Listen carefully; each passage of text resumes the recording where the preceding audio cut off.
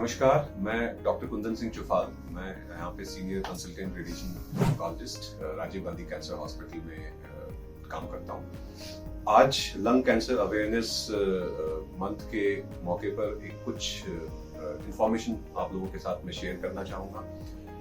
हम सब जानते हैं लंग कैंसर एक बहुत ही डेडली बीमारी है और अगर हम इसका इंसिडेंस देखें तो इंडिया में ऑलमोस्ट 7 पर लाख पॉपुलेशन का इंसिडेंस रेट है। स्पेशली कुछ स्टेट्स में जैसे मिजोरम, केरला, वहाँ ऑलमोस्ट 25 से 30 पर लाख पॉपुलेशन का इंसिडेंस है। और इससे जो इम्पोर्टेंट बात यह है कि जो इंसिडेंस इतना हाई होने के बाद जो इसमें मोर्टेलिटी है, जो डेथ रेट्स है, वो भी ऑलमोस्ट प्रोपोर्शनेटली उतनी ही ज्यादा है।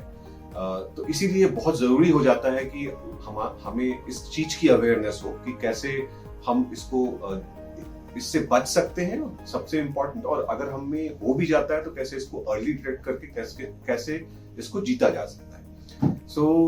अगर हम देखें तो जो इसके मुख्य कारण है, जो सभी जानते हैं, स्मोकिंग और tobacco smoking is the most common cause of cancer. In fact उससे हमें किसी भी तरह से क्विट करना चाहिए। अगर आप स्मोक नहीं करते हैं तो पैसिव स्मोकिंग से बचना चाहिए।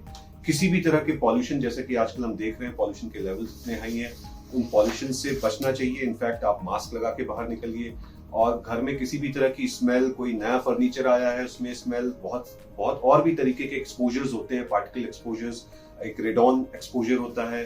तो ये सारी चीजें हैं जो कि कैंसर के लिए रिस्क बढ़ाती है किसी भी इंसान का। इनसे हमें बचना चाहिए। दूसरा, अगर कैंसर डिटेक्ट हो भी जाता है तो हमें कुछ महत्वपूर्ण इंपॉर्टेंट सिम्टम्स हैं, इंपॉर्टेंट साइंस हैं जो हमें देखने चाहिए। अगर एक कॉफ है जो परसिस्टेंट है, जो ठीक नहीं हो रहा, या आपके खांसी में किसी भी तरह का बलगम के साथ ब्लड मिक्स होके आ रहा है, और वेट लॉस है बहुत ज्यादा, अगर ऐसे कोई भी साइंस एंड सिम्टम्स हैं तो आपने तुरंत अपने डॉक्टर या पल्मोनोलॉजिस्ट को एक बार मिलना चाहिए और हमें उसको फर्दर इन्वेस्टिगेट करना चाहिए।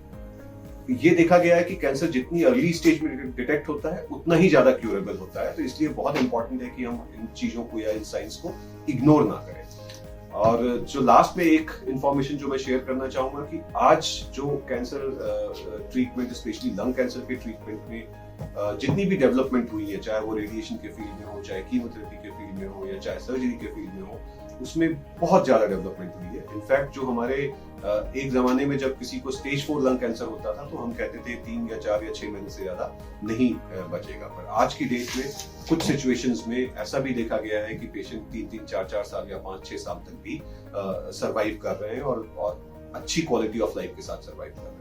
तो जिस तरह की डेवलपमेंट इम्यूनोथेरेपीज और टारगेटेड थेरेपीज के साथ हुआ है, तो अब हर कैंसर पेशेंट का इलाज थोड़ा डिफरेंट होता है। उसमें कुछ जीन्स और म्यूटेशंस की टेस्टिंग होती है जो हमें ये बताती है कि क्या कल्प्रिट है या क्या एक खराब प्रोटीन है बॉडी के अंदर जो इस कैंसर को बढ़ने में मदद कर रहा है, और आप उस पर्टिकुलर प्रोटीन को हम टारगेट करते हैं इन नई दवाओं के साथ, और उसके रिजल्ट बहुत अच्छे होते हैं। तो फाइनली मैं संक्षेप में यही कहना चाहूंगा कि कैंसर अवेयरनेस बहुत इंपॉर्टेंट है।